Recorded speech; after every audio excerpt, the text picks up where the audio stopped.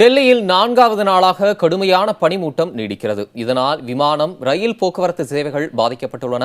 இதன் கூடுதல் விவரங்களை அங்கிருக்கும் நமது செய்தியாளர் ஹனிகுமாரிடம் கேட்கலாம். ஹனிகுமார், பனிமூட்டம் காரணமா என்னென்ன போக்குவரத்து சேவைகள் அங்க பாதிக்கப்பட்டிருக்கு? மக்கள் என்ன விதமான பாதிப்புகளுக்கு ஆளாகியிருக்காங்க? தமிழரசன், கடந்த 4 நாட்களாகவே டெல்லி உட்பட வட மாநிலங்கள்ல குளிரின் தாக்கமும் பனிப்பொழிவின் தாக்கமும் மிக அதிகமாக இருக்கிறது.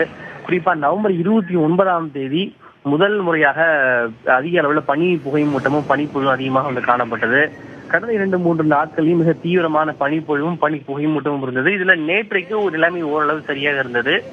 பெரிய அளவில் பனி புகை மூட்டம் இல்லை. ஆனால் இதோட இன்னைக்கும் பெரிய அளவில் பனி குளிரின் தாக்கமும் பனி பொழிவின் தாக்கமும் அதிகமாக இருக்கிறது. இதன் காரணமாக பனி புகை மூட்டமும் மிக அதிகமாக காணப்படுகிறது. குறிப்பாக காலை நேரங்கள்ல மிக அதிகமான பனிப்பொழிவும் பனி புகை மூட்டமும் காணப்படுகிறது.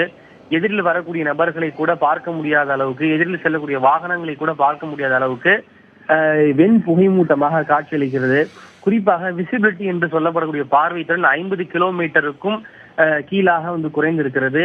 இதன் காரணமா பல ரயில் மற்றும் விமானங்களுடைய சேவை பாதிக்கப்பட்டிருக்கு. இன்னை நிலவரப்படி பார்த்தோமே ஆனால் தற்போது நிலவரப்படி கிட்டத்தட்ட 81 ரயில்களுடைய நேரம் மாற்றி காலதாமதமாக புறப்படுகிறது. டிசம்பர் 3 மற்றும் 4 இந்த தேதிகளில் செல்ல வேண்டியிருந்த 13 ரயில்கள் ரத்து செய்யப்பட்டிருக்கின்றன. இவை மட்டுமல்லாமல் 40 ரயில்களுடைய நேரம் மாற்றி அமைக்கப்பட்டிருக்கிறது.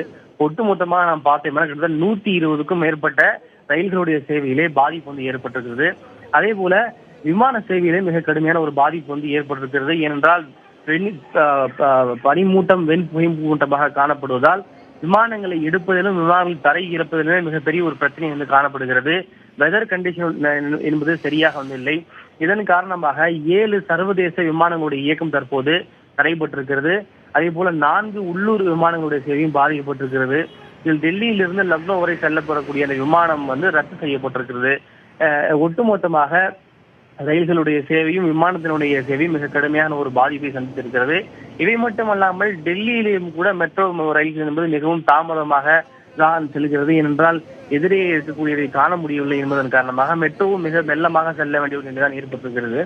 இதன் காரணமாக டெல்லியில பல இடங்கள்ல வாகனங்கள் ஒன்றோடு ஒன்று மோதி வாகன விபத்துகள் ஏற்படக்கூடிய சூழ்நிலையும் ஏற்பட்டிருக்கிறது. தமிழ்